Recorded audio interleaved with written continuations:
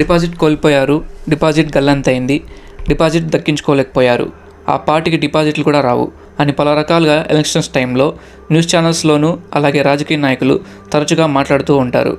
అసలు ఈ security deposit అంటే ఏమిటి, ఎందుకు కట్టాలి, ఎంత కట్టాలి, ఈ సెక్యూరిటీ డిపాజిట్ ఎవరికి కట్టాలి, కడితే రీఫండ్ ఇస్తారా లేదా, ఇలాంటి డౌట్స్ని ఈ వీడియోలో క్లారిఫై చేసుకుందాం. Welcome to my channel what I no.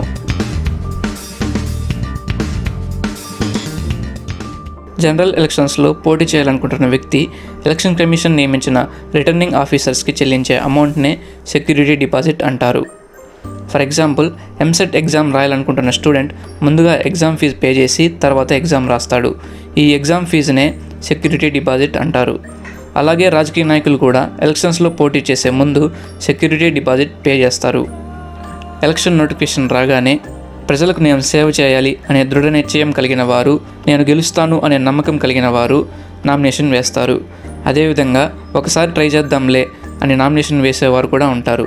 ఈ విధంగా నాన్ సీరియస్ క్యాండిడేట్స్ని ఎలక్షన్ నుంచి తప్పించడానికి ఈ సెక్యూరిటీ డిపాజిట్ని ప్రవేశపెట్టడం జరిగింది. ఈ విధంగా నాన్ సీరియస్ క్యాండిడేట్స్ని ఫిల్టర్ చేయడం వలన ఎలక్షన్ కమిషన్కి పనిభారము, సమయము తగ్గుతుంది. పార్లమెంట్ అంటే రాజ్యసభ, లోక్సభకి పోటీ చేసే జనరల్ అభ్యర్థులు 25,000 రూపీస్ చెల్లించాలి. ఎస్సీ ఎస్టీ అభ్యర్థులు అందులో సగం 12,500 రూపీస్ చెల్లించాలి. అదేవిధంగా స్టేట్ లెజిస్లేచర్కి సంబంధించి జనరల్ అభ్యర్థులు 10,000, ఎస్సీ ఎస్టీ అభ్యర్థులు 5,000 చెల్లించాలి. ప్రెసిడెంట్, వైస్ ప్రెసిడెంట్ ఎలక్షన్స్లో పోటీ చేసే వ్యక్తి 15,000 రూపీస్ చెల్లించాలి. పైన పేర్కొన్న ఆర్పిఐ యాక్ట్ ప్రకారం ఎలక్షన్స్లో పోటీ చేసే అభ్యర్థి టోటల్ నెంబర్ ఆఫ్ వ్యాలిడ్ ఓట్స్లో 1/6 ఓట్స్ సాధించాలి. ఫర్ ఎగ్జాంపుల్, ఒక కాన్స్టిట్యున్సీలో 1 lakh ఓట్స్ ఉన్నాయనుకుంటే అందులో 16 ఓట్స్ పైగా సాధించాలి. అప్పుడే అభ్యర్థి తాను కట్టిన డిపాజిట్ను రీఫండ్ రూపంలో పొందుతాడు. సెక్యూరిటీ డిపాజిట్ రీఫండ్ అయ్యే మరికొన్ని సందర్భాలు: ఎన్నికల్లో పోటీ చేయాలనుకున్న వ్యక్తి తన నామినేషన్ను విత్డ్రా చేసుకున్నప్పుడు, ఎలక్షన్ పోలింగ్కి ముందుగానే అభ్యర్థి మరణించినప్పుడు, అభ్యర్థి సబ్మిట్ చేసిన నామినేషన్లో మిస్టేక్స్ ఉండి నామినేషన్ రిజెక్ట్ అయితే కూడా సెక్యూరిటీ డిపాజిట్ రీఫండ్ అవుతుంది. ఎలక్షన్స్లో గెలవకపోయినా సరే తను పోటీ చేసిన నియోజకవర్గంలో వ్యాలిడ్ ఓట్స్లో 16 ఓట్స్ కంటే ఎక్కువ సాధించినట్లయితే తను డిపాజిట్ చేసిన అమౌంట్ని తిరిగి ఇచ్చేస్తారు. ఎలక్షన్ రిజల్ట్ రిలీజ్ అవ్వగానే ఎలక్షన్ కమిషన్ సెక్యూరిటీ డిపాజిట్ను రీఫండ్ చేస్తుంది. ఒకవేళ కంటెస్ట్ చేసిన మెంబర్ 1/6 ఓట్స్ తెచ్చుకోలేకపోయిన వారికి రీఫండ్ రాదు. ఈ 25,000, 10,000 పోటీ చేసిన రాజకీయ నాయకులకి పెద్ద విషయం కాదు.